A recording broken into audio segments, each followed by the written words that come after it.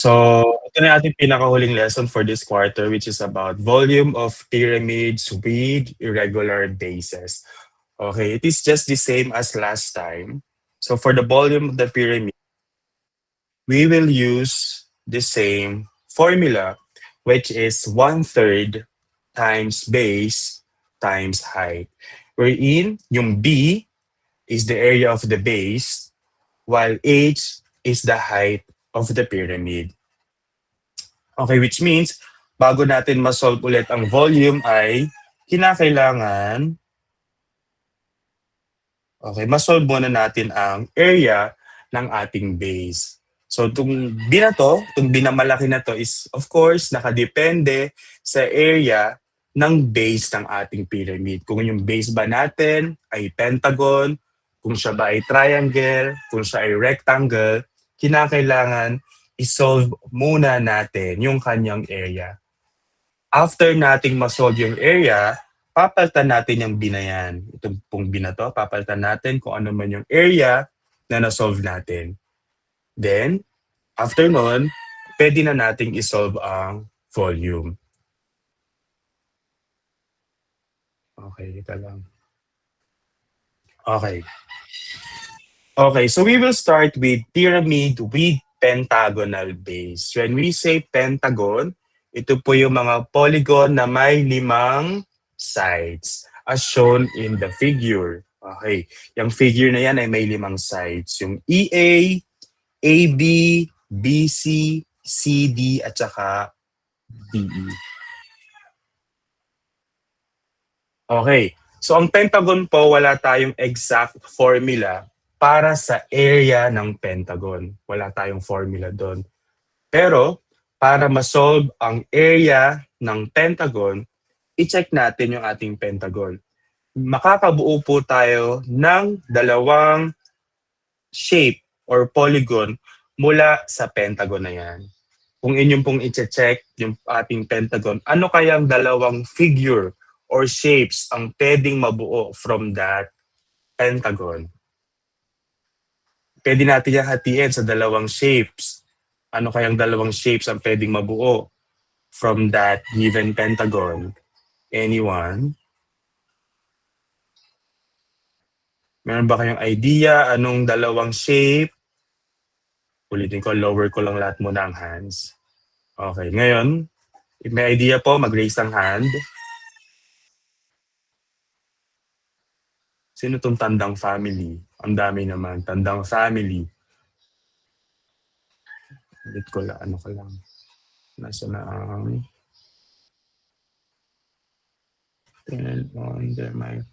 Okay, yung tandang family, sino yon? Sige po, tandang family, pwede na mag-on ang microphone. Ano sir? Tawag dun, rectangular.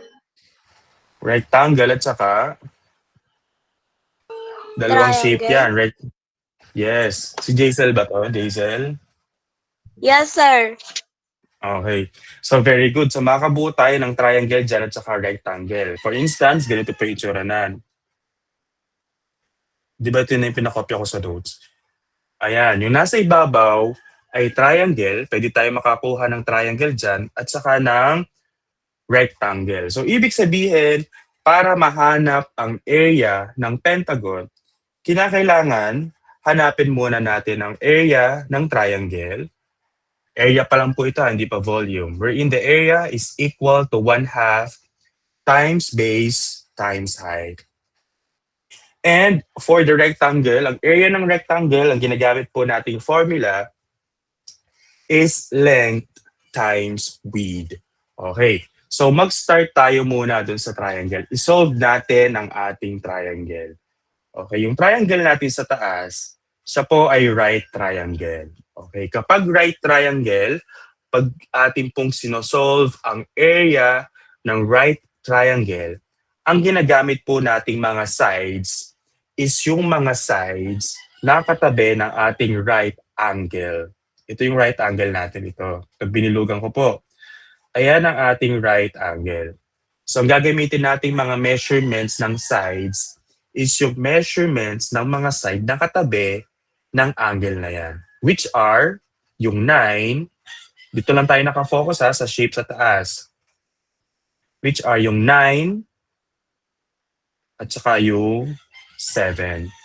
Okay. So, ang base natin dyan is itong 7, while yung height is yung 9. Okay. Ngayon, isolve natin ang area. So, it would become 1/2. By the way, yung PowerPoint ko pala wala masyado nakasulat. I mean, wala nakatype. Isusulat ko pa lang siya directly. So, pag nanghingi kayo sa akin ng PowerPoint, wala yung nakasulat.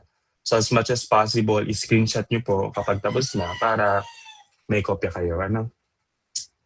Okay, so 1/2 times ang base natin ay 7. Then, ang height natin ay 9. Okay, so now we have 1/2 times 7 times 9. Okay, so ngayon, i-times natin itong mga nasa itaas. Itong 1 times 7 times 9. What is the value of that? 1 times 7 times 9. Ano pong product nun? Mag-raise kayo na hand. 1 times 7 times 9. Sino to? Jeona. Wala akong estudyante yung Jeona. Jeona May? Sir, 63. Sino to? Jewel, sir. Oh, Jewel. Okay, very good. So, 63. Yung 1 times 7 times 9 ay 63. So, dito ko lang susulat ha. Ng space. 63. Okay, 63. Yung 1 times 7 times 9 ay 63. Then, si 63, i-divide natin sa 2. So, 63 divided by 2, ayun po yung kasunod. So, what is 63 divided by 2? Jamie. Puro ko pa. Jamie? 31.5, sir. Okay, so 31.5. Very good. So 31.5, that is the area of the triangle. Okay. So tandaan natin, buburahin ko na po ha. 31.5, area pala yun ng triangle natin. Burahin ko lang para may space ako. Yung mga, pwede naman pala dito. Ay, dito na lang pala. Area ng triangle natin. Area ng triangle kanina ay 31.5. Okay, yun yung solve nating area ng triangle. 31.5. Ngayon naman, dun tayo sa area ng rectangle. Okay, as mentioned kanina, ang area ng rectangle is equal to length times width. Okay, for instance, ang length natin, ito dapat, ano yun? Ang pamimilian natin, ito lang nasa ilalim. Ito po. Okay, ang nasa ilalim natin na shape, doon lang natin kukunin yung values na gagamitin natin para sa rectangle. Of course, ang palatandaan natin, yung length lagi is yung mas mahaba, yung mas malaking number. Then yung width is yung mas maikse. Now, it will be 10 times 8. So what is 10 times 8 para sa area ng rectangle? Ashanti. Sir, 80 po. 80, very good. So 80 ang area ng ating rectangle. Okay. So ngayon, kung ang area ng triangle ay 31.5 at ang area ng rectangle is 80 centimeters, lagyan ko pala ng unit, squared centimeters, 80 squared centimeters parehas, ano kaya ang area ng buong pentagon? Yung buong pentagon na po ha, yung buong shape, yung bahay na yan. Ano kaya ang area niya? Ano kaya ang gagawin natin sa dalawang yan? Sa 31.5 at saka sa 80. Oh, Mary Joy. Sir, ipag-a-add po. Okay, very good. Ipag-a-add natin ng dalawang yan. Yung area ng triangle at saka area ng rectangle, ipag-a-add natin para mahanap natin yung area ng buong pentagon. So, area ng pentagon yan, 31.5 plus 80. So now, what is 31.5 plus 80? Lower ko lang lahat. Okay, game. Ba naman? Oh, Neil.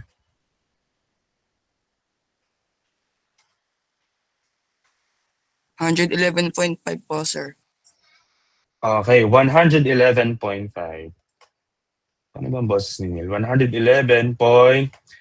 So that is the area of the pentagon. So that is taken from 31.5 plus 80 ay 111.5. Area pa lang po yan ng ating pinaka-base. Ibig sabihin, area ng shape na nasa ilalim ng ating pyramid. Hindi pa yan yung volume. So ngayon, gagamitin natin, ay wala pa lang ako example para doon. Ganun yung paghahanap ng area ng pentagon. Okay, kapag nahanap na ang area ng pentagon, yan, dito mo yung gagamitin sa B.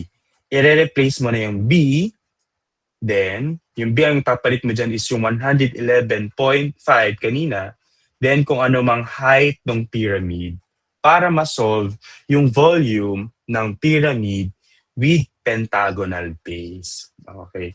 So let us use that concept dito sa pagsosolve ng volume ng pyramid na ito. Iba na po ito doon sa example kanina ha. Ang ginawa ko lang po kanina ay i-discuss ko kung paano mag-solve ng area ng pentagon yung nasa ilalim. So ngayon, isolve natin ang area ulit ng pentagon na yan para ma-solve natin ang volume. Okay, for the triangle, for the area of the triangle, ano kayang mga values or numbers ang ating gagamitin? Ang kailangan natin ay, sa triangle lang muna po ha, ang triangle dyan ito. Isang number lang nakalagay doon, 4. Ano pa kaya yung isa? Kasi dapat dalawa, di ba? Kasi 1/2 base times height ang area ng triangle. Ang height doon is yung 4. Ano kaya ang base? Lower ko lang ulit. Ano kaya ang base ng triangle na yon? Ang height ay 4. How about yung base? Ano kaya ang sukat nito? Ito. Ano kaya ang sukat nun? Kinapalang kong guhit. Ano kaya ang sukat nun? Lower ko lang ulit. Oo, ulit. Iba naman. O, Gab. Yes, Gab. Sir, ano po, 8. Yes, 8. Very good. So, 8. Ay, tapsikan lang ko. 8 ang measurement ng side na yon. Kasi kapantay naman siya, itong 8 centimeters na ito, kapantay siya nito. So, magkasukat sila. So, 8 ang gagamitin natin. So, it will become 1/2 times ang base ay 8. Ang height ay 4. Okay. So, 1/2 times 8 times 4. Ano kaya pong area ng ating triangle? Raise tayo ng hand if you already have your answer. 1 times 8 times 4. Test, divide mo lang po sa 2 yun. 1 times 8 times 4 divided by 2. Anyone? Wala nang iba. Ito pa rin yung kanina eh. Yun. Abigail. Yun, Abigail. Sino yun? Ay, kapatid ni Dominic. Oh. Anong answer? 16. Okay, 16. Very good. So, very good. That is the area of the triangle. 16. Paano naging 16? 1 times 8 times 4 ay 32. Then, divide sa 2. 32 divided by 2 ay 16. Correct. Ayun yung area ng triangle. Now, for the area ng rectangle, ayun ay length times width. Anong mga values ang ating gagamitin? Anong mga numbers? Lower ko lang. Raise ng hand. Para sa rectangle, anong mga values or numbers ang ating gagamitin para ma-solve ang area ng rectangle? Ito yung rectangle. Ito po. Ito naman yun. Puro buhit na. Ayan, yun. Yung isang shape. Anong mga numbers ang ating ipag-multiply? Raise tayo ng hand. Kung naiya mag-raise ng hand, i-type nyo lang yung answer nyo dyan. Anyone? Hello? Anong mga numbers? Nandito pa ba ako? Parang wala na yung sumasagot sa akin. Anong mga number ang i-multiply natin? Dalawang number lang, 15 and 12. Yung 15, mamaya pa yun kasi sa pataas yun eh. Dito lang tayo sa pinakailalim. Yung shape sa ilalim. Jamie. 8 and 12, sir. Yes, very good. Yung 8 at saka yung 12. Yun ang i-multiply natin. 8 times 12 para sa sa area ng rectangle. Okay, sa paghahanap po ng area, yung ilalim lang ang titingnan na. Hindi pa kasama yung nasa taas. Yung pinaka-shape na nasa ilalim. So that is 8 times 12. What is 8 times 12? Okay, correct si Eman. 96. So 96 ang ating area ng rectangle ay 96 centimeters. Okay, square centimeters for the triangle ay 16 square centimeters. Now, para mahanap natin ang area ng pentagon, i-add natin yung dalawa, gaya ng ginawa ni Neil kanina. So 16 plus 96. Anong answer doon? Type in your answer nga po. 16 plus 96. Okay, 112. Correct, 112. Okay, so ayun yung area ng pentagon natin. Area ng pentagon ay 112 squared centimeters. Okay. So ngayon, gagamitin natin yung 112. Siyempre ito, baka malimutan ko. Yung 112 squared centimeters sa paghahanap ng area, ng volume ng pyramid na ito. Burahin ko na po ito ha. Burahin ko na. Nag-mix. Wait lang. Raise ko lang para ako makapagsulat para sa area. As a volume.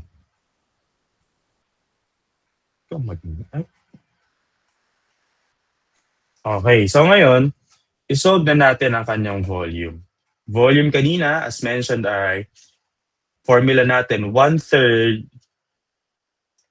times base, area of the base, times the height. Yung B na malaki again ay area ng base. Ang area ng base natin kanina, ito po, 112 squared centimeters. So ngayon, it will become V is equal to 1/3 times yung nakuhang base, area ng base, 112. Then ang height, ano kayang height natin na gagamitin? Based dun sa figure. 15, correct si Sarah. 15, very good. So 15 ang height ng ating pyramid. 15. Now, imumultiply lang po natin yan. 1 times 112 times 15.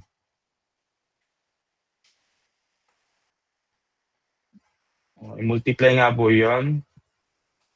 1 times 112 times 15. May nag-chat na ba? 1,680. Correct. 1,680.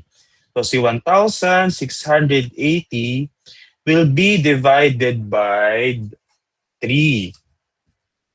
1,680 divided by 3. Ang answer natin, correct? Okay, 560.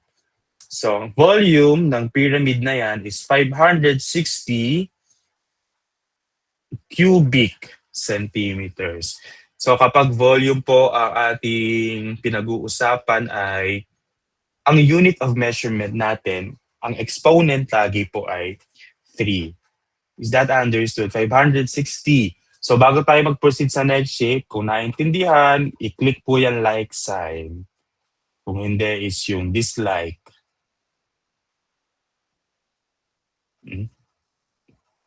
Ano, ba't may wow naman? Ayan, okay, very good. Okay.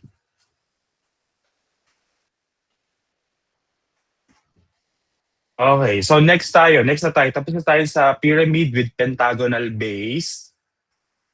Next natin ay irregular triangular pyramid. Okay, so for the irregular triangular pyramid, the formula that we will use is B, the base, times height of the base, times height of the pyramid, divided by 6. Okay, dalawa yung H natin. Baka malito tayo kasi dalawa yung H. Isang H na malaki at saka H na maliit. Okay. So para hindi tayo malito, itong B, this one, itong B is leg of the base. Ibig sabihin, ito po yung side ng triangle natin na makikita sa ilalim. Pag sinabi natin base, yun nasa pinakailalim. So ano yun? Ano yung base ng triangle natin sa ilalim? Ano yung measurement ng side? Ito yung triangle natin sa ilalim. Ito. So dalawang numbers lamang ang makikita sa ilalim. Yung 17 at saka yung 19.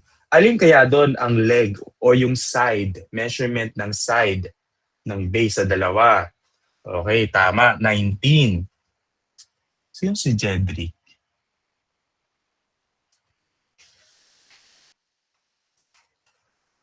Meron ba ang Jed? Si Jego ba yun? Si Jedrick?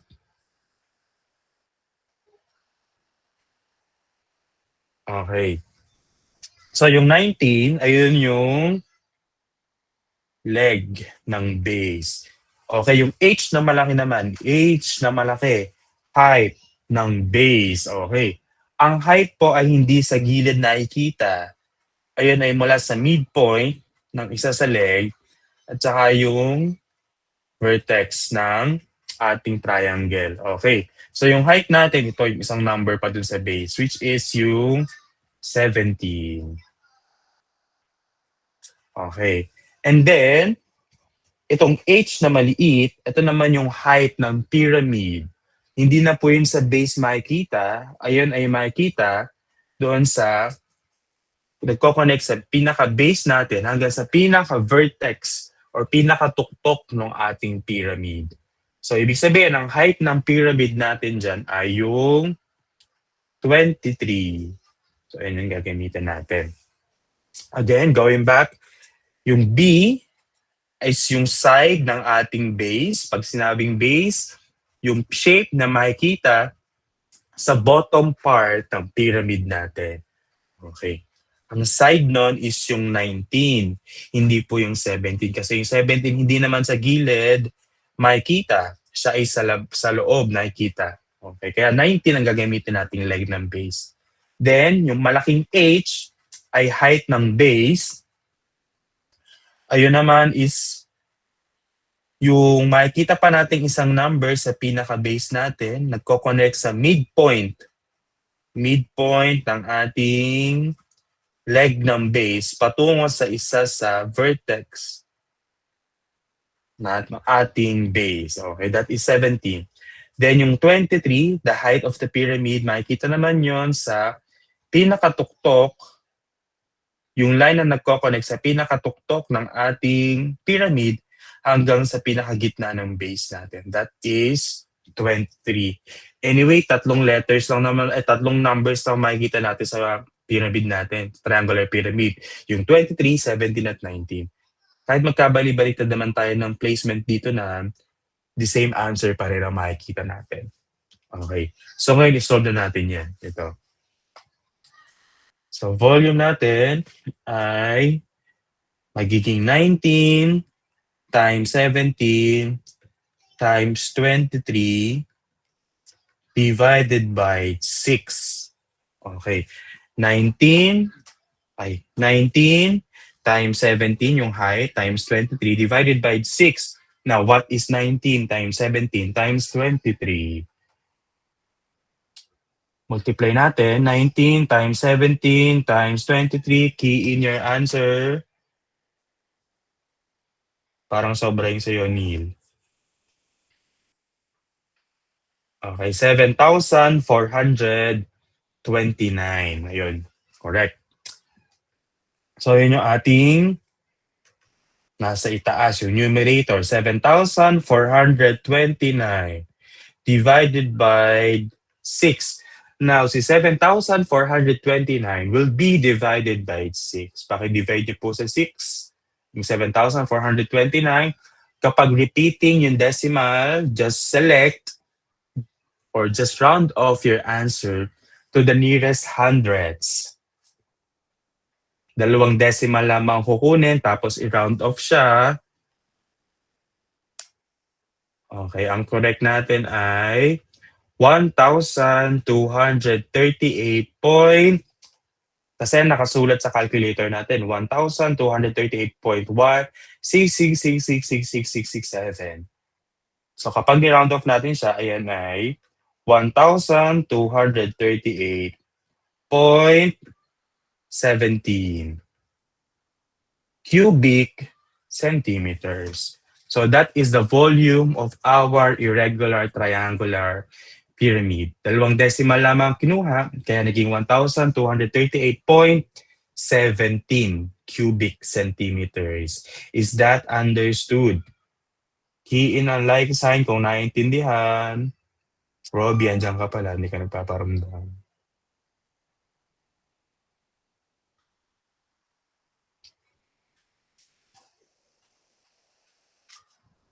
Ayan, correct. Okay, thank you so much. Very good.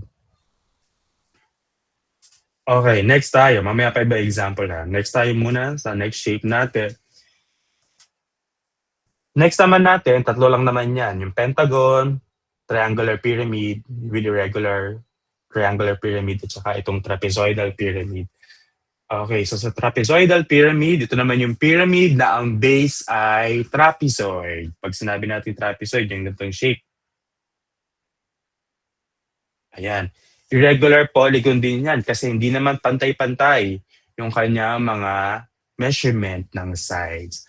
Okay, so kapag tayo ay maghahanap ng volume ng trapezoidal pyramid, ibig sabihin ang hahanapin nating area is yung area ng trapezoid. Okay. Ang formula natin for the area of the trapezoid ay, ito po, base 1, ibig sabihin ng B, base 1 plus base 2 divided by 2 multiply to the height of the trapezoid. Now, ito pong base 1 tsaka base 2, para ma-identify po natin yan, dito lang tayo titingin ha sa ating trapezoid sa ilalim, yung mga numbers na nandyan. Ang trapezoid po natin, ang kanyang mga base is yung measurement ng sides. Ito, itong dalawang to. Yung 7 at saka yung 4. Kasi yun yung measurement ng side nung gilid. Kahit magkabaliktad po yan. Kahit si base 1 is yung 7 or kaya si 7 yung base 2, okay lang yun. Kahit magkabaliktad yung dalawa, the same answer lang naman yan. Okay, and then yung height natin is yung nasa loob naman, which is yung 3 inches. Again, ang basis natin po is yung mga measurement ng sides which are 7 at saka yung 4 kasi silang dalawa yung nasa gilid, nasa side. So sila yung B1 tsaka B2. Pwede po magkabaliktad dyan kahit lagay mo dito 7 plus 4 or kaya 4 plus 7, it's okay. The same answer po ang makukuha natin. Ito namang H, ang H natin ay yung isa pang number na makikita dun sa loob ng ating trapezoid, which is yung 3. So ito ay 3. Okay. So naintindihan po ba yung part na yan sa pagkuha ng mga values? Be honest tayo. Key in like kung naintindihan yung pagkuha ng mga values natin. Okay, so ngayon, pwede na natin i-solve ang area ng trapezoid natin. So it will become, oops, ay 7 plus 4. Ulitin ko nga po ang aking at magulo. Ano ba? Next lang, next. Wait lang, ayaw lumabas na aking eraser.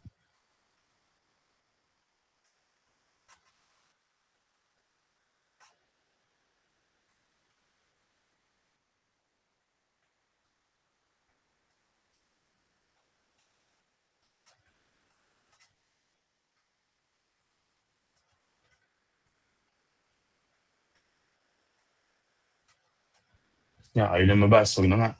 So 7, may switch pa dito. 7 times 4, 7 times 4. 7 plus 4 divided by 2 times, ang height natin ay 3. Okay. Ulit pa, 7 plus 4 pala. 7 plus 4 divided by 2 times 3. So i-add muna natin. 7 plus 4,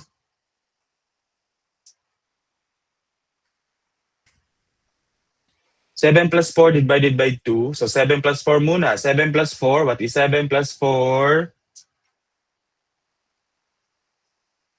Ay 11, of course. 7 plus 4 ay 11. 11 divided by 2 ay 5.5. Okay, correct. Very good. Now, ito po ay 11 divided by 2 times 3. 11 divided by 2 ay 5.5. 5.5 times 3. 5.5 times 3, 16.5. Okay, 16.5. Ayan po ay area ng trapezoid, area ng ating base. Bakit dalawa yung pipe mo? Jewel, okay. 16.5, okay. 16.5 ay area ng base. Ano, basta ano ko dito? Yung. Pala, ganun lang pala. Wait. Ano pagsulat eh?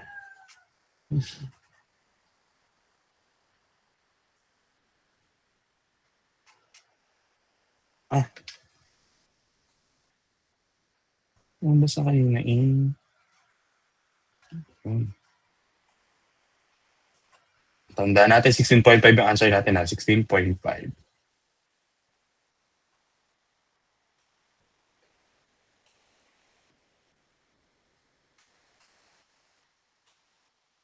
Okay, so ngayon, balik na tayo sa formula ng volume natin.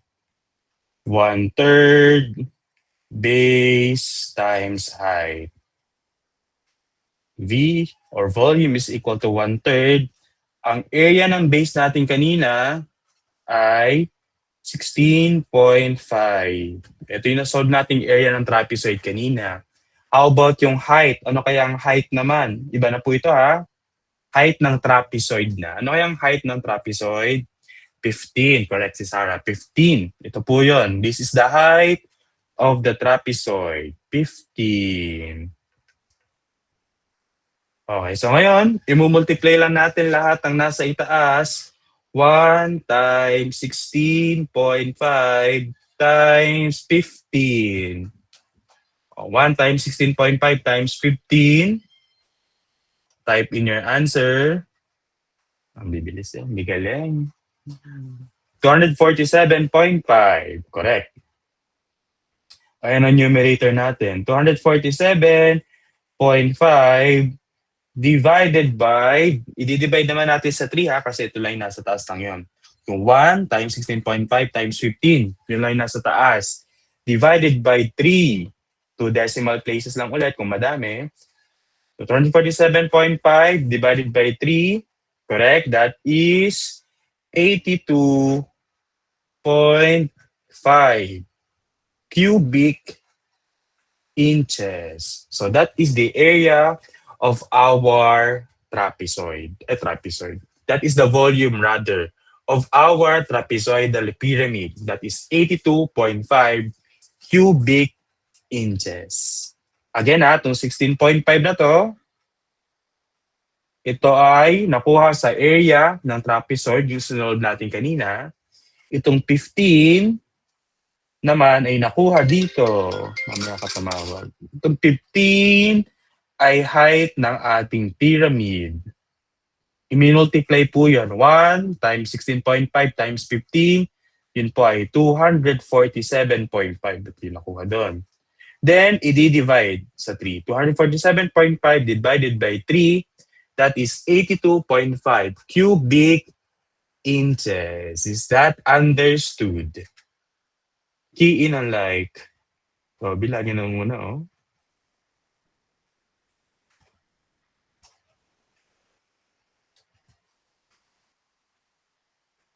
Okay, very good. Okay, so ngayon, i-try nyo naman to. Try natin.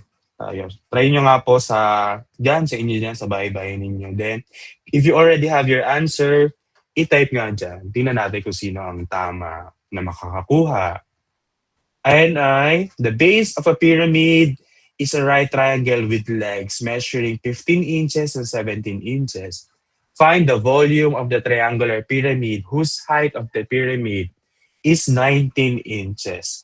Ayan po ay triangular pyramid. Sa tatlo po kaninang na-mention na pyramid with irregular bases, si triangular pyramid lamang ang naiiba ang formula. Ang formula natin doon ay base times malaking h times maliit na h divided by 6. Ano kayang answer dyan? The base of a pyramid. So, para din sa una, ito yung B, ito yung H, okay. Yung malaking H. Then, ito yung maliit na H. Times lang yung tatlong yan. Di ba? Multiply mo lang yan. 15 times 17 times 19. After you multiply, i-divide sa 6.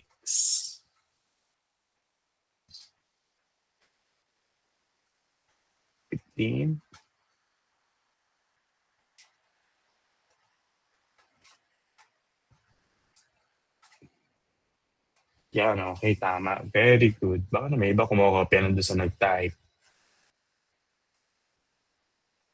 Okay, correct. 807.5.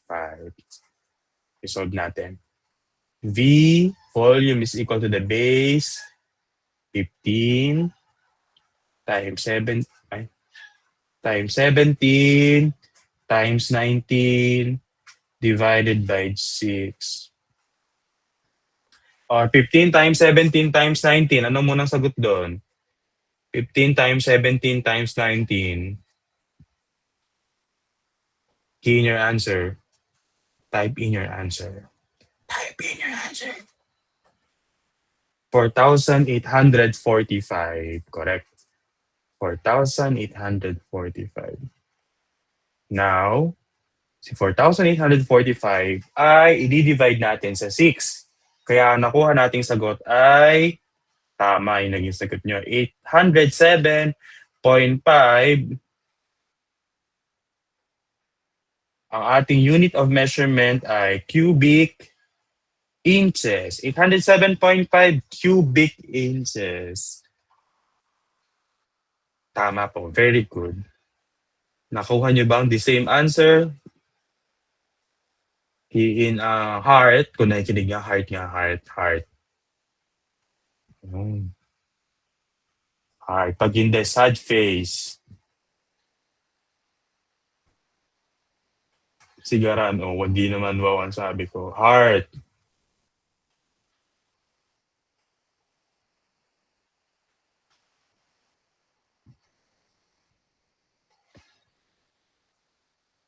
Yan. Okay. Okay, last example na tayo. Last example before we end.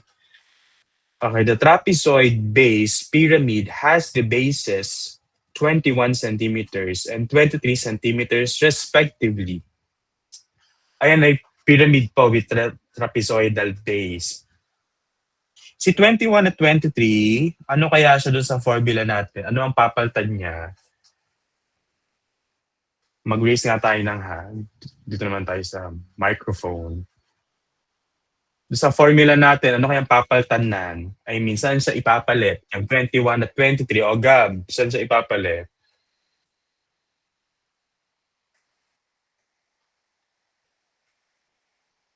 Gab. Ay, base po, sir. Okay, dun sa dalawang base, dun yun ipapalit. Yung 21 at 23 ay dun ipapalit sa base 1 at saka sa base 2. Okay. Ang formula di ba natin ay sa area ay B1 plus B2 divided by 2 times height. Wala, baka kakamali ako. Ayan, tama. Base 1 plus base 2 divided by 2 times height. Ano naman kaya ang height ang gagamitin natin para sa area ng trapezoid? Tandang family. Tandang family, sige. Ang dami, tandang family. Ano, sir? 6. 6, correct. 6 naman ang gagamitin natin para sa height. So, ibig sabihin, magiging 21 plus 23 divided by 2 times 6. Ayan. Pakisolve nga yan. Pakisolve. Dito tayo sa microphone naman na. Microphone naman tayo. 21 plus 23. Wala pa nga ako sagot eh. Si Tandang family again. Mamaya ka na Tandang. Jazel. Other hands aside from Jazel, Gab. Don't be shy. Monique, ayan. Monique Venice Arabia. Anong other area ng ating trapezoid? 22, sir. Tama ba? Yung 22, yung nasa loob pa lamang nito, no? Tama naman yung 22, pero dito pa lang siya. Sa 21 plus 23 ay 44. Divided by 2 times 6. Yung 22, dito yun sa 44 divided by 2. Hindi pa siya final. 22 times 6. Doon na tayo sa part na yun. James, yun, James. James, Ernie. Ayun, magkasunod pa kayo ni Mary Joy. Oh. Mary Joy, James. James. Magsalita ka, James.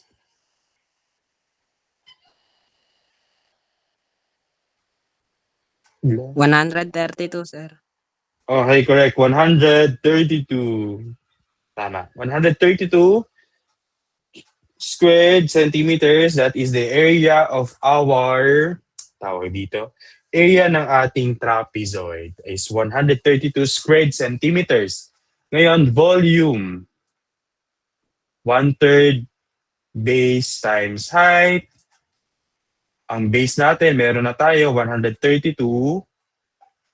Ngayon, anong height ang gagamitin natin para dito? Lower ko lang lahat. Raise ng hand. Aside from Gab. Aside from Jazel. Sarah. 25 po, sir. 25. Correct. Kaya yun yung ating height naman. 25.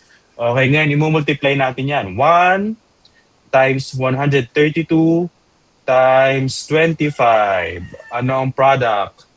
Julia, 1 times 132 times 25. 3,300, sir. Okay, 3. Uy, rinig ko, boss ko. 3,300 divided by 3. Yung 3,300 po ay nanggaling sa 1 times 132 times 25. Ang sagot ay 3,300. Ngayon, i-divide natin sa, lower ko lang ulit, sa 3. 3,300 divided by 3. Robbie, ayan, Robbie. 1,100 po. Okay, correct. 1,100 pa. Wala si Chloe. 1,100 cubic centimeters. That is the volume of our pyramid whose base is irregular trapezoid. 1,100 cubic centimeters. Is that understood?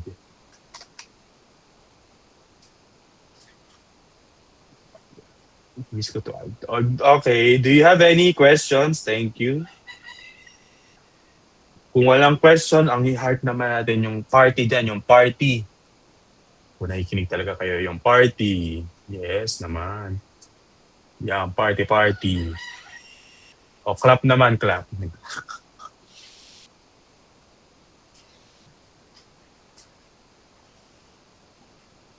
Okay. So, for our learning task, wala akong nakalagay dito. Yung learning task natin, yung learning task natin for this day, for this week, ay isasend ko na lamang po sa ating GC. Ito ay first and last nating online class. Wala na tayong susunod na online class. Saka na lang kung tayo ay mag-suspend ulit ng klase. Ayun na yung tapos na yun ng dito ng ating lesson. Kaya yan lang.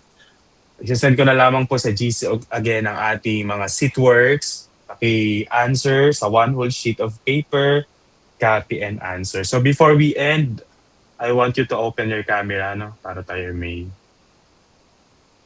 Yun na yun, sir. Yes. Achilles, hindi. Yun na yun, basic. Nakapag-open ba kayo ng cam? Ika lang, I will... Ayaw. Ay, ika lang. Sabi naman, nakakagulat naman eh. Wait lang, mag-stop sharing lang ako. Mag-open tayo ng camera. Open tayo ng camera. Pinuksan ko na yun.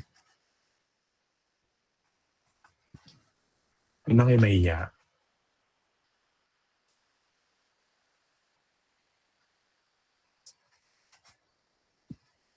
Yan, mag-screenshot lang tayo. Open tayo ng camera. Paano kayo may screenshot? Sir, ang dami tuloy nag-leave. Ba't naman nag-leave agad? Ayaw nila mag-open, sir. Kahit yan na lang. Kung ayaw nyo, di... Thank you. Kahit yan, attendance natin. Baka daw makita nyo si Daniel Padilla, sir. Wait lang, mali. Akin na pinto. Okay, 1, 2, 3. Tayo lang naman to. Tayo lang wala makakita. Ayan, thank you so much. Basic naman yun na yun. Nakakarindi. Basic. Okay na po. Kung wala na questions, pwede na mag-leave. Pero mag-calculator. Thank you so much. Sir, walang plastic. Yan, dito ko titingnan sa attendance natin. Robby, ano yun?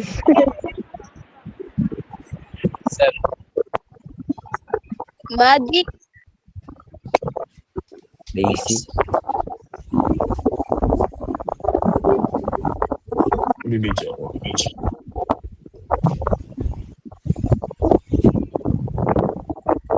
Mag-leave na kayo. Mag-leave ba?